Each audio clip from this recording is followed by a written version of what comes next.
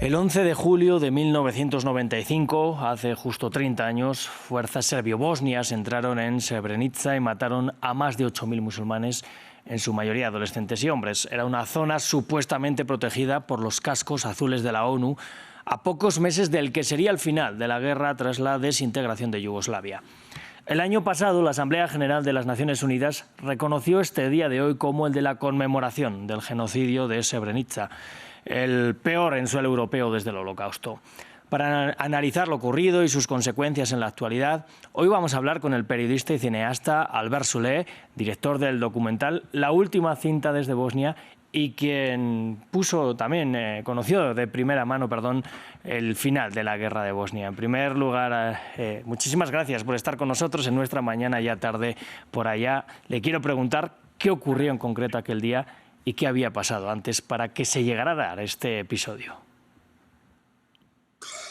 Bueno, buenos días. Sí, efectivamente, lo que pasó es un poco lo que había pasado en toda la guerra de Bosnia, que es un juego de indefinición de la comunidad internacional, para empezar. Como es sabido, la ONU había marcado 9 zonas de seguridad para la población civil que huía de la violencia, y una de esas zonas era la ciudad de Srebrenica, que además era un enclave rodeado de población serbo-bosnia, con lo cual era una zona especialmente crítica.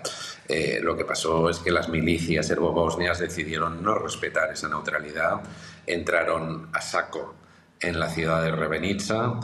La población se refugió en masa en la zona de control de las tropas holandesas de la ONU, que estaba a 6 kilómetros, una localidad llamada Potocari, y ahí se presentaron las milicias serbo-bosnias dirigidas por el general Mladic, que directamente les exigió a las tropas de la ONU que entregaran a la gente, y así lo hicieron, además con una foto vergonzosa en la cual acaba brindando el teniente coronel holandés con el general Mladic entregándole el control de esa zona. Y lo que sucedió a continuación pues es la masacre de 8.000 personas, de los 8.000 hombres, y como habéis dicho, uno de los principales genocidios en territorio europeo desde la Segunda Guerra Mundial.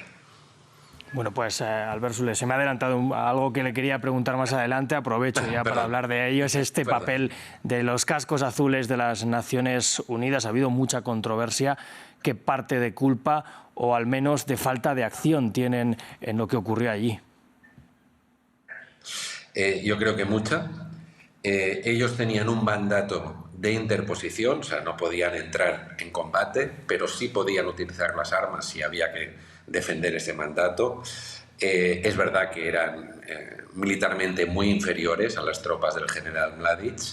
Es verdad que además habían solicitado apoyo aéreo a las tropas de la coalición internacional y no se habían dado por enterados, y sobre todo las tropas francesas, con lo cual militarmente sí recibían una agresión por parte de las tropas serbo-bosnias, era muy difícil de defender. Dicho lo cual, podían haberse opuesto de manera fehaciente y no aceptar esa fotografía vergonzante en la cual entregaban el control de la zona, como he dicho, a los agresores. Claro, bueno, llegamos ahora 30 años después del genocidio a un punto en el que en Serbia se sigue negando que esto haya sido un genocidio. Dicen que no había un mandato directo para ello. ¿Tiene alguna base real el negar el genocidio? Bueno, claro, uno puede negar lo que quiera, pero no tiene más que ir al cementerio. Ahora estamos viendo unas imágenes, efectivamente, el cementerio de Potocari, pues como se ve ahora mismo, 8.000 y pico tumbas de gente joven, de hombres, todos de origen bosnio-musulmán, digamos. Entonces, delante de eso, además todas las ejecuciones, como ponen las lápidas, producidas en un periodo muy corto de tiempo, en esa semana prácticamente que viene a continuación, o sea, justo después de la invasión de las milicias serbo-bosnias, con lo cual muy difícil negar.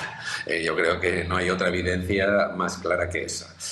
A partir de aquí, como sabemos, como sucede un poco en muchos conflictos, hay toda una batalla por el relato y efectivamente los líderes serbobosnios hoy día siguen negando la idea del genocidio y prefieren hablar de acciones de guerra, de represalias conjuntas, etc., ¿no?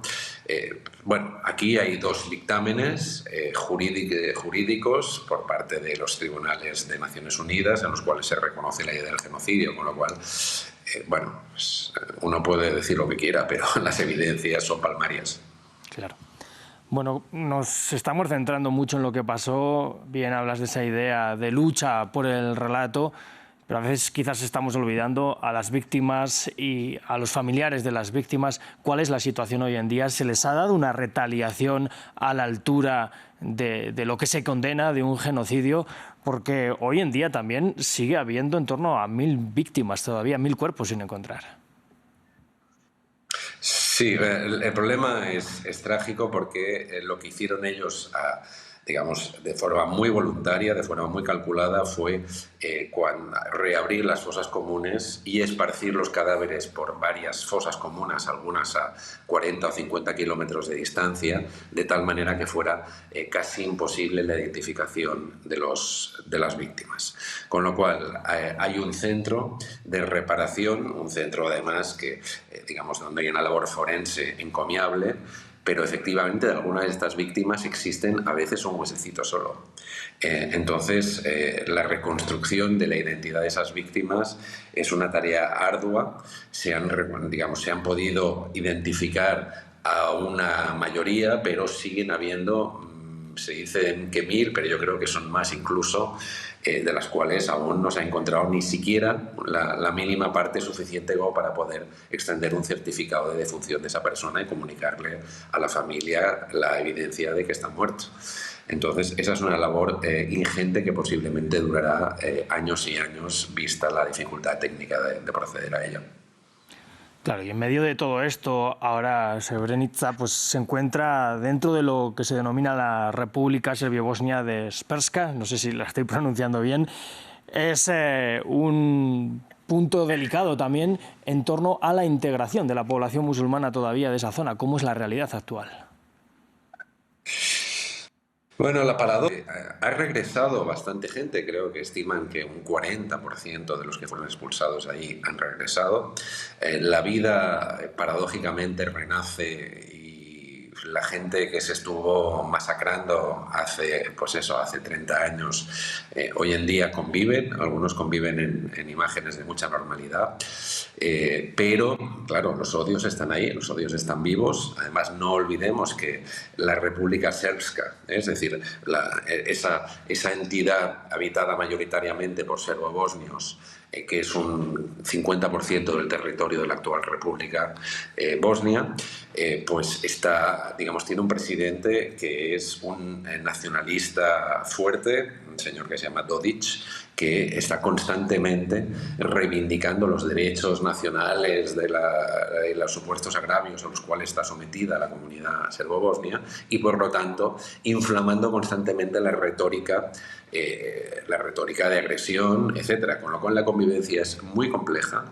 La sensación es que se podrían volver a iniciar las hostilidades, ya no solo en función de lo que pueda suceder dentro del país, dentro de la República Bosnia, pero sobre todo en función de los equilibrios geopolíticos, porque la República Srpska depende a su vez del alimento retórico e incluso logístico que recibe de Serbia, del país de Serbia, que a su vez depende también de la posición geopolítica que ocupe Rusia.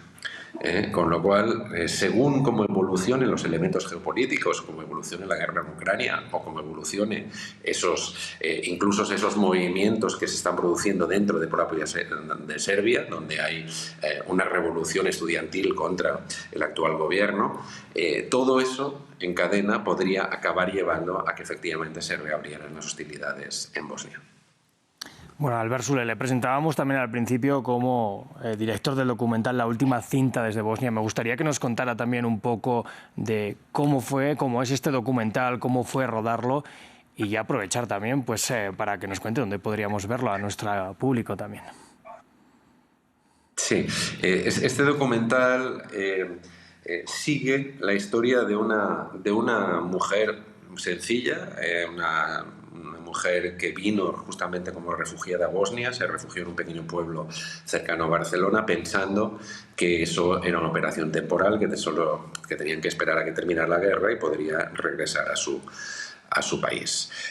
La tragedia es que 30 años después sigue siendo refugiada, que nunca ha podido encontrar los restos de una parte de su familia. Todos los hombres de su familia fueron exterminados en la masacre, en el genocidio de Srebrenica, y sigue buscando ella, como un acto de justicia, de orgullo, pues los restos de su hermano mayor, que nunca han aparecido. Han aparecido restitos, como decía, del resto de su familia. Ese documental entonces se hizo hace unos años siguiendo la búsqueda de esta señora, y luego ahora se ha reeditado, se ha focalizado en el Srebrenica. Lo está justamente difundiendo estos días la cadena Al Jazeera en su versión en inglés. Y yo creo que es una historia de resiliencia y de orgullo por parte de unas víctimas olvidadas de esta tragedia, ¿no?